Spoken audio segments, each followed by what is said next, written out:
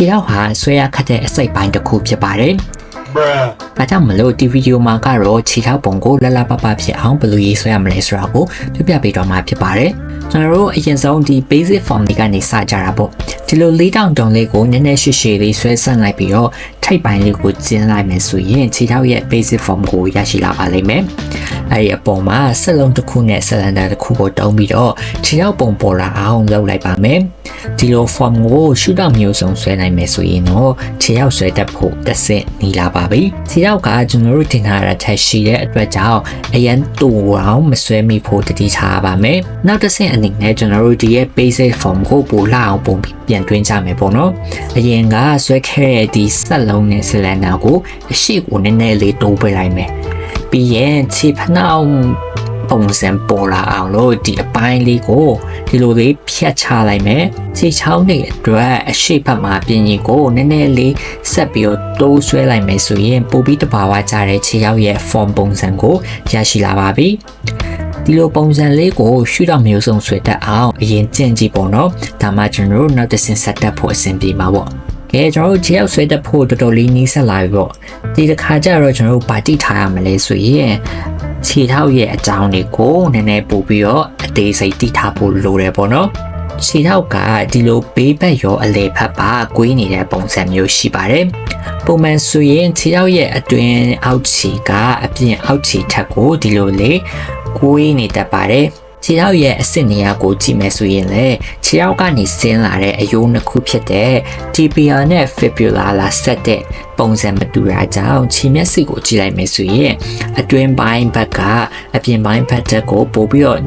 မြင့်နေပြီးတော့အရှိကနေကြည့်ရင်ဒီလိုတစောင်းပုံစံလေးဖြစ်နေတာကိုတွေ့ရနိုင်မယ်ခြေထောက်ရဲ့အယိုးဖွဲ့စည်းပုံကြောင့်မလို့အပြင်ဘက်မျက်နှာပြင်ကအတွင်းမျက်နှာပြင်ထက်ကိုပို့ပြီးတော့ဆောင်းနေပါမယ်။ဒါကြောင့်မလို့ခြေထောက်ရဲ့အလယ်မြင်းကိုကြည့်လိုက်မယ်ဆိုရင်ဒီလိုအလယ်တက်တက်မှရှိနေမှာမဟုတ်ဘဲနဲ့ဒီအတွင်းဘက်ခြမ်းမှာကပ်ပြီးတော့ရှိနေပါမယ်။ဒီအချက်ကတဘာဝကျတဲ့ခြေထောက်ပုံစံကိုဆွဲနိုင်ဖို့အရေးကြီးတဲ့အချက်တစ်ချက်လို့ပြောလို့ရပါတယ်။ခြေဘဝကိုအားလုံးရင်းနေပြီးသားဖြစ်မှာပါ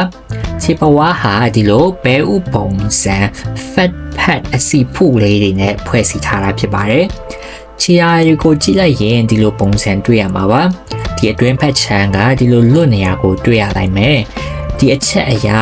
ရက်တဲ့အခါမှာခြေဘဝတစ်ခုလုံးကကြမ်းပြင်ကိုထိနေမှာမဟုတ်ပဲနဲ့ဒီလိုအပိုင်းတွေကပဲကြမ်းပြင်ကိုထိနေမှာပါအဲ့ဒီအပိုင်းတွေကခြေဖွားရဲ့အဖောင်ဆုံးအပိုင်းတွေဖြစ်ပြီးတော့တယောက်နဲ့တယောက်ခြေဖွားရဲ့ပုံစံအနည်းငယ်ကွဲပြားမှုတွေရှိနိုင်ပေမဲ့ဒီအချက်ကတော့ရေပုံရအချက်တွေဖြစ်ပါတယ်။နောက်ပြီးတော့ဒီခြေဖွားရဲ့အပြင်ဘက်ကအနည်းငယ်ကွေးနေတာကိုတတိထားပေးဖို့လိုပါတယ်။ဒါကြောင့်မလို့ကျွန်တော်တို့ခြေထောက်ရဲ့အပြင်ဘက်ဘေးဘက်အချမ်းကိုကြည့်လိုက်မယ်ဆိုရင်လုံးဝတစ်ဖြောင်းနဲ့တွားတာမျိုးမဟုတ်ပဲနဲ့နည်းနည်းလေးကွေးနေမယ်ပေါ့နော်။အတွင်းဘက်ချမ်းကတော့တိတာတယ်တွားနည်းနည်းလေးပို့ပြီးတော့သူ flow နဲ့တူကွေးလေးဖြစ်နေမှာပေါ့နော်။ကဲဒါဆိုရင်ကျွန်တော်ခြေထောက်ရဲ့အချိုးအစားကိုကြည့်လိုက်မယ်ဆိုရင်ဒီလိုဘေးတိုက်အနေအထားမှာဆိုရင်ခြေဖနှောက်အပိုင်းကိုတစ်ပိုင်းခြေချောင်းအပိုင်းကိုတစ်ပိုင်းခြေအလယ်ပိုင်းကိုတစ်ပိုင်းဆိုပြီးတော့၃ပိုင်းအညီပိုင်းခြားလို့ရပါတယ်။ခြေချောင်းတွေကိုကြည့်မယ်ဆိုရင်လည်းခြေမှာ second နဲ့ third toe နောက်ပြီးတော့ fourth နဲ့ fifth toe တို့က၃ပိုင်းညီနေရကိုတွေ့ရတတ်ပါတယ်။ကဲဒါဆိုရင်ကျွန်တော်တို့ပါကြံမလဲဆိုရင်ခြေချောင်းလေးတွေကြံမယ်နော်ခြေမဟာပါနဲ့တူလဲဆိုရင်ဒီကြောက်ခက်ကလမ်းပုံစံလိုမျိုးလားအဲ့လိုပုံစံလေးပေါ့နော်တခုအရေးကြီးတာကဒီခြေမကအရှိတက်တက်ကိုဖြောင်းထွက်ပြီးတော့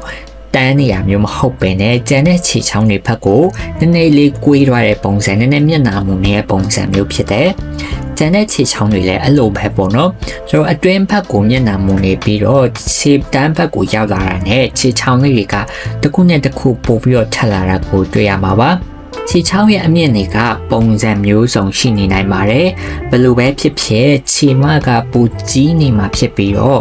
ခြေတန်းဖက်ရောက်လာတာနဲ့တဖြည်းဖြည်းသေးပြီးတော့တိုရတာကိုတွေ့ရမှာပါခြေမဟာကျန်တဲ့ခြေချောင်းတွေကဆိုင်ရင်ဒီလိုနည်းနည်းလေးခြားနေမှာပါလက်ချောင်းနေနဲ့အတူတူပဲခြေချောင်းတစ်ချောင်းနဲ့တစ်ချောင်းကြားမှာဒီလိုဆက်ပေးတဲ့အရေပြားအကွေးလေးတွေရှိပါတယ်ခြေချောင်းဆွဲတာကိုတစ်စစ်ချိုးပြောင်းလဲစေမယ်လျှို့ဝှက်ချက်တစ်ခုကတော့ဒီခြေချောင်းလေးတွေကိုဒီလို pulse ပုံစံပြင်းကြီးလေးတွေနဲ့ဆွဲရပါပဲ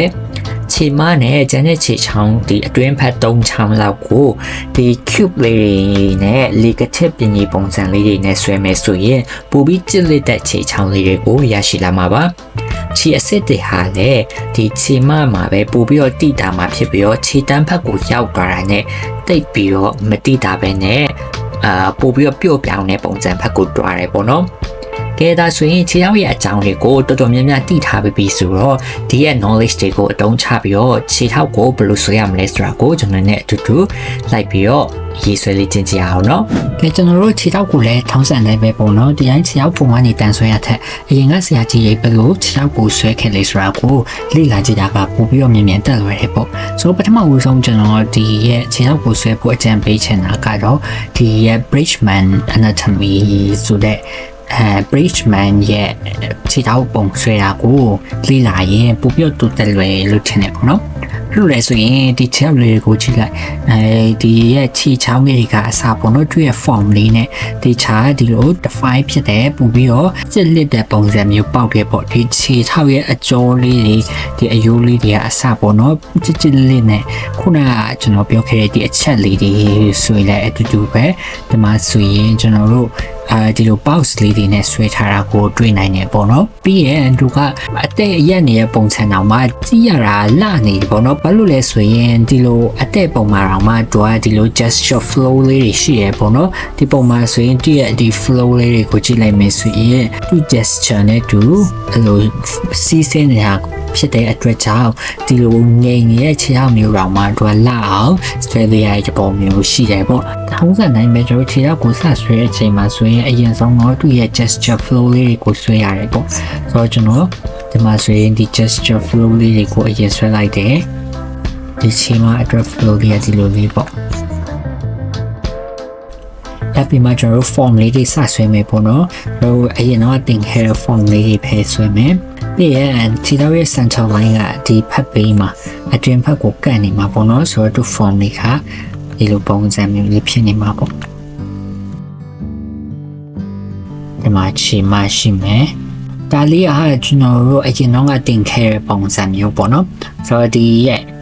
အရှိတဲ့ပုံမှာဆိုရင်ကျတော့ဘယ်လိုပုံစံမျိုးဖြစ်သွားမလဲဆိုရင်ဒီပုံစံမျိုးဖြစ်သွားမှာပေါ့နော်ခြေချောင်းကဒီရဲ့အတွင်းဖက်ကိုနည်းနည်းလေးမျက်နှာမူတော့ဒီလိုအသက်ထွက်သွားတာထက်ဆိုင်ရင်ဒီဖက်ကိုဒီလိုလေးကွေးနေမှာပေါ့နော်ဒီအပေါ်ဟာကြတော့ကျွန်တော်တို့ဒီလိုဆက်လုံးနဲ့ဒီဆလန်ဒါနဲ့ဆွဲပြီးရင်ဒီခြေမျက်စိလေးတွေကြတော့ပြန်ပြီးတော့ဆွဲပြီးပေါ့နော်ထုံးစံနိုင်မဲ့ဒီအတွင်းဘက်ချမ်းပုံမြင့်တော့ဒီဖက်ချမ်းခြေမျက်စိကဒီလိုဖြစ်သွားမယ်အပြီးရင်ခြေအပေါ်ပြန်တက်တောင်ပါပေါ့ဒီမှာဆိုရင်ကျွန်တော်တို့လေကချက်ပုံစံအစစ်လေးပေါ့နော်ဆိုတော့ဒီရဲ့ခြေအစစ်နာလေးမှာဒီအားခြေတဲ့ရှိ area ဆိုရင်ဒီအပေါ်နာလေးမှာခြေအစစ်လေးတက်လာမယ်နော်တက်ပြီးတော့ဒီလိုလေးအပေါ်ဖက်ပေါ်ဒီလိုလေးနောက်တစ်ဆက်အနေနဲ့꿰တော့မယ်ဆိုတော့ဒီလိုအစစ်လေးဖြစ်နေမှာပေါ့ဒီဖက်ဆိုရင်လည်းအတူတူပဲဒီမှာတစ်ဆက်ဒီလိုပါမယ်နော်ရပြီးရင်ကျွန်တော်တို့ဒီလိုပေါက်စင်းနေပဲဒီလိုနောက်တစ်ဆက်လေးကချက်ပုံစံမျိုးပဲနော်ပြီးဒီကြားထဲမှာဆိုရင် gap လေးကျွန်တော် gap လေးတော့မှနည်းနည်းလေးကတ်သွားရင်နော်ကဲနောက်တစ်ဖက်ဆိုရင်လည်းအဲ့တိုင်းပဲကျွန်တော်ဒီလိုတွားမယ် box လေးနဲ့ပြီးရင်လေးကချက်ပုံစံလေးဒီလိုတက်သွားမယ်အတိကဒီလိုကူးဆဲမှကျွန်တော်ခြေရောက်ကိုမြန်ဆွဲတတ်မှာပေါ့အဲ့ပြီးရဲ့ခြေတန်းရောက်တဲ့ချိန်ကျရင်တွေ့ရအစစ်လေးရမပေါ်တော့ဖြစ်သွားမယ်စားလေးလေးဖြစ်သွားမယ်ကျွန်တော်ဒီရဲ့ခြေမတွေခြေတန်းတွေရဲ့ပေးမှဆိုရင်ဒီလိုအယိုးအဖောင်းလေးရှိရပေါ့နော်အဖောင်းလေးကိုဆွဲပေးမယ်ဆိုရင်ကျွန်တော်ပုံကိုပို့ပြီးတော့ကြွစီဒီအဖောင်းလေးနော်ဒီ area လေးကိုဒီလိုဖောင်းလေးဆွဲပေးလိုက်မယ်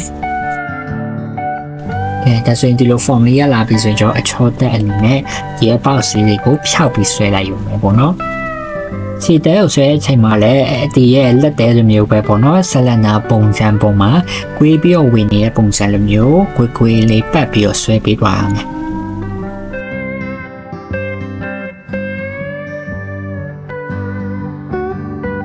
ကဲဒါဆိုရင်ဒါလေးကကျတော့ Bridgman ရဲ့ခြေထောက်ပုံဆွဲတာကိုကြည့်ပြီးတော့အဲ့တိုင်းလိုက်ပြီးတော့ကူးဆွဲကြည့်ရပါတော့ဒါမှကျွန်တော်တို့ဒီရဲ့သူများတွေဘယ်လိုခြေထောက်ကိုကြွအောင်ဆွဲလဲဆိုတာကိုလေ့လာလို့ရမှာပေါ့နော်ဒီဆရာမမဟုတ်ဘူးတပေါ်ကြားတဲ့ပုံကြီးဆိုရင်ခြေထောက်လေးဆွဲထားတာလှနေရဆိုရင်အဲ့ဟာလေးတွေကိုလိုက်ပြီးတော့ကူးဆွဲပြီးတော့ကျွန်တော်အခုပြထားတဲ့လိုမျိုးလေ့လာကြည့်လို့ရတယ်နော် ကဲကျွန်တော်ကဒီပုံပဲကျင့်ပြမယ်เนาะနောက်ပုံနေကြတော့ဒီရဲ့တက်ပုံကိုကြည့်ပြီးတော့ဆွဲပြီးတော့လေ့ကျင့်ကြည့်မယ်เนาะကဲကျွန်တော်ဒီဖက်ကပုံလေးကနေစပြီးတော့ကျင့်ကြည့်ကြည့်ပြင်ပေါ့เนาะဒါဆိုရင်ကျွန်တော်ပထမအဆုံးကျင့်မဲ့လူရဲ့အတွက်ဆိုရင် tree form လေးလည်းတိကျမြင်ရတယ်လွယ်ရပေါ့เนาะအရင်ဆုံးတော့ကျွန်တော်တို့ဒီလိုတွေ့ရချေချောင်းလေးကိုအရင်စဆွဲလိုက်မယ်တွေ့ရ basic form ဆွဲခင်တွေ့ရ gesture flow လေးကိုအရင်ဆွဲကြည့်ကြည့်ဒီလိုဖြစ်မှတွေ့ရ gesture လေးတွေ့ရ flow ကရပြီးမှအဲ့ပုံမှာကျွန်တော်တို့ဒီရဲ့ခြေထောက်ရဲ့ basic form လေးကိုပြန်ဆွဲပေါ့ခဲကျွန်တော်ဒီလိုရလာပြီဆိုရင်ဒီပေါ်ကအရာလေးတွေကိုနည်းနည်းပြန်ဖြတ်လိုက်မယ်ပေါ့နော်ဖြတ်လိုက်ပြီးတော့ကျွန်တော်ခြေထောက်လေးကိုစဆွဲမယ်အရင်ဆုံးတော့ကျွန်တော်ကတော့ဒီရဲ့ခြေဖဝါအပိုင်းပေါ့နော်ဒီဟာကအတွင်းဖက်ဆိုတော့အရင်ကွေးစရာမလိုတော့နည်းနည်းလောက်ပဲကွေးပင်ရပြီဒီမှာခြေဖနှောင်လေးရှိမယ်ခြေဖနှောင်လေးကလည်းဒီလိုဘေးဖက်ကိုဒီလိုဖောင်းလေးထွက်နေမှာပေါ့ကျွန်တော်ဒီရဲ့ခြေမျက်စိပေါ့နော်ခြေမျက်စိကကြတော့ဒီအတွင်းဘက်ခြမ်းနည်းနည်းပုံမြင့်မှာဆိုတော့ဒီနားလေးဒီနားလောက်မှရှိမှာပေါ့နော်ဒီဘက်ခြမ်းတော့မမြင်ရတော့ပေါ့လေသူ့ရဲ့ခြေမကအဲ့အစ်စ်တွေအရင်မပေါ်ပေါ့နော်ဒါပေမဲ့ကျွန်တော်တို့လောက်အောင်ဆွဲချင်တယ်ဆိုရင်ပေါ်အောင်ဆွဲလို့ရရည်လားဆိုတော့ကျွန်တော်ဒီလိုအထစ်လေးကထစ်ပုံစံလေးဆွဲလိုက်မယ်ဟုတ်ပြီနော်ဒီလေးရလာပြီဆိုရင်ကျွန်တော်တို့ခြေတဲလေးတွေကိုဖြည့်ပေးမယ်ပြီးအစ်စ်လေးနည်းနည်းပါပြန်ဆွဲလိုက်မယ်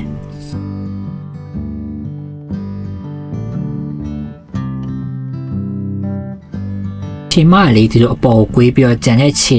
ချောင်းလေးရဒီလိုအောက်ဘက်ကိုဝါးတဲ့ direction မျိုးရှိရเนาะအဲ့ဒါလေးလည်းကျွန်တော်တတိထားပေးရမယ်ဒီလိုလေးပြန်ပြီးတော့ကွေးသွားတဲ့ပုံစံမျိုးပေါ့အပြင်ဒီဖက်ချမ်းဆိုရင်ကျွန်တော်အစ်စ်လေးတွေပူပေါ်အောင်ဆွဲလို့ရတယ်ကျွန်တော်ဒီလိုထုံးစံနိုင်ပဲပေါ့နော်လေကထစ်လေးတွေနဲ့ပုံဖော်ပေးမယ်ဟုတ်ဖောက်ရလာတဲ့တဖြည်းဖြည်းပုံစံလေးတွေကပြည့်လေးတွေဖြစ်သွားမယ်နော်အတန်းနိုင်ဆုံးကိုယ့်ရဲ့ shape design လေးတွေကိုနည်းနည်းပို့ပြီးတော့စိတ်ဝင်စားစရာကောင်းဆွဲပေးမယ်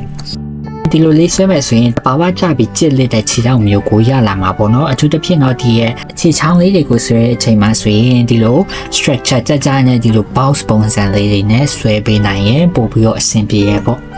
ဟုတ်ပြီနော်အတိကတော့ဒီအပိုင်းလေးပဲကျန်တဲ့အပိုင်းတွေကဘာမှချွတ်ချွတ်မရှိဘူးပေါ့နော်အဲ့ဒါလေးပဲဂရုစိုက်ပြီးဆွဲကြည့်ရင်ရတယ်နောက်တစ်ပတ်ကကျတော့ပထမအဆုံး study လုပ်ခဲ့တဲ့ပုံနဲ့ဆင်တူရပေါ့နော်ဆိုတော့အရင်ဆုံးကျွန်တော်တို့ဒီရဲ့ gesture flow လေးနဲ့ပဲစလိုက်တယ်စပြီးတော့ form လေးတွေကို define လုပ်မယ် form လေး define လုပ်ပြီးရပြီးဆိုရင်ထောက်ဆံနိုင်မယ်ဒီခြေချောင်းလေးကိုအဓိက focus ထားပြီးတော့ဆွဲကျင်းကြည့်လိုက်မယ်ခြေချောက်ဆွဲရအဲ့ဟာကအဓိကပဲဆိုတော့လေအကယ်လို့ကိုကတူအောင်ဆွဲချင်နေဆိုရင်ဒီရဲ့ shape လေးကိုတူအောင်ဆွဲပေးပေါ့နော်ဒါပေမဲ့အခုကကျွန်တော်ကစိတ်ကူးတန်းနေဆွဲချင်တဲ့တူရဲ့အတွက်ရည်ရွယ်ရမလို့နည်းနည်းလေးပြန်ပြီးတော့ trim ပြီးတော့ဆွဲပေးနေရနော်ဒါဆိုရင်ခြေထောက်ကိုဒီလိုလေးဆွဲရတာပေါ့နော်နောက်တစ်ပုံအနေနဲ့ကျွန်တော်တို့ဒီလိုအနောက်ဘက်ကနေကြည့်တဲ့ပုံလေးကိုလေ့ကျင့်ကြည့်အောင်ဒီလိုအနောက်ကနေကြည့်မယ်ဆိုရင်ဘာမှထူးမဟုတ်ဘူးပေါ့နော်အတိတ်ကတော့သူရဲ့ form လေးတွေကိုမမိရပြီဒီလိုကားလေးရှိမယ်ပေါ့ဒါခြေဖနှောင်းပေါ့ဒီနားအယိုးရှိမယ်ပြီးဒီမှာ fat pad လေးကြောင့်မလို့ဒီနားမှာဖောင်းနေတဲ့ပုံစံမျိုးရှိရပေါ့ပြီးတော့ပြီးဆိုရင်ဒီမှာခြေမျက်စိတွေဆွဲပေးလိုက်မယ်ရောဒီဖက်ခြေထောက်ကဟိုဖက်ကိုလက်နေအတွက်ကြောင့်ဒီနားလေးမှာနည်းနည်းလေးပုံမယ်ဆိုတော့အလုံးအကျွမ်းမဆွဲဘဲနဲ့ဒီလို fat pad လေးကိုဒီလိုဆွဲပေးလိုက်ရုံပဲနော်ဒီလိုလေးပဲဘာမှချူမဟုတ်နော်ဒါမှဆိုရင်ခြေထောက်ကိုပူပြီးကြွလာအောင်ထုံးဖြစ်တဲ့အချိန်မှာတော့ဒီရဲ့အောက်ခြေပြင်းလေးကိုထည့်ပြီးတော့ချဲ့ပေးပေါ့ပြီးတော့ပြီးဆိုရင်ဒီနားကအယိုးလေးရဲ့ပုံစံလေးမှဆိုရင်ဒီလိုပွေရမှာဒီခြေဖနှောင်းကနေပြီးတော့အယုံနဲ့ဆက်တဲ့အရွတ်ရှိရပေါ့ဒီနားမှာနော်ဒီအရွတ်ရဲ့ပုံစံလေးတွေဖြည့်ပြီးဒါမှကျွန်တော်တို့ခြေထောက်ကပို့ပြီးတော့တဘာဝကြကြနဲ့သူ့ရဲ့ပုံစံပေါက်နေမှာ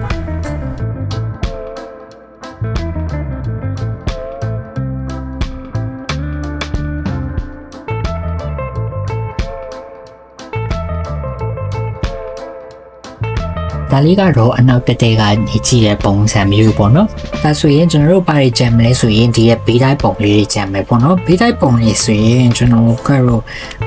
ဒီ gesture ဆိုတာထက်လေးသူရဲ့ shape လေးတွေနဲ့ဆွဲလိုက်တယ်ပေါ့ triangle မှတ်ဒီလိုရှိပုံစံမျိုးရှိရပေါ့နော်ဘေးတိုင်းဆိုရင်ဒါမဲ့ဒါလေး gesture ပါပဲဒီ ဒီမှာဆိုရင်ဒီအတွင်းဘက်ခြမ်းပုံစံဖြစ်တဲ့အတွက်ကြောင့်ဒီရဲ့အကွေးလေးကပုံပြီးကွေးနေရကိုတွေ့ရလိမ့်မယ်အပြင်မှာတွေ့ form လေးလာမယ်ပေါ့တို့တခုတတိထားမှာကလေခြေနောက်ကိုဆွဲချိန်မှာအဲ့လိုအမြဲတမ်းအစ်စ်ကြီးပူအောင်အထင်းကြီးအမြဲဆွဲနေစရာမလိုเนาะခုကျွန်တော်တို့ဒီလို main ကလေးခြေနောက်လိုမျိုးဆွဲချိန်မှာဆိုရင်နူးနူးညံ့ညံ့လေးနဲ့ပြပြလေးပဲဆွဲပေးရင်ပို့ပြီးတော့ permanent ဖြစ်တဲ့ပုံစံမျိုးရမယ်ပေါ့เนาะဒီမှာဆိုရင်ခြေတန်းလေးကမပေါ်တော့ဘူးပေါ့အဲဆိုရင်လည်းလေကချစ်လေးတွေကိုပြပြလေးပဲဆွဲမယ်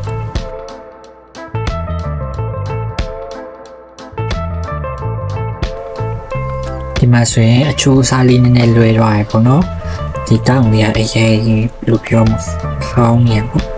ဆိုရလေးကိုကျွန်တော်နည်းနည်းပြန်ပြီး short ပေးလိုက်မယ်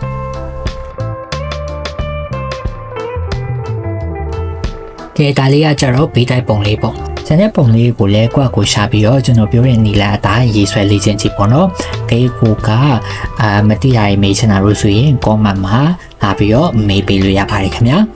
ကဲဒါဆိုရင်တော့ဒီဗီဒီယိုလေးကိုကြည့်ပြီးတော့ခြေရောက်ဆွဲရတာအနေနဲ့အများလွယ်ကူသွားလိမ့်မယ်လို့မျှော်လင့်ပါတယ်ခင်ဗျာဒီလိုပဋိပညာနဲ့ပတ်သက်ပြီးတော့စိတ်ဝင်စားစရာကောင်းတဲ့သင်ခန်းစာတွေဗဟုသုတတွေကိုပို့ပြီးတော့သိချင်နေဆိုရင်တော့နောက်ဗီဒီယိုရဲ့အတွက်ကျွန်တော်ရဲ့ channel လေးကို subscribe လုပ်ထားပေးဖို့မမေ့ပါနဲ့ဦးเนาะ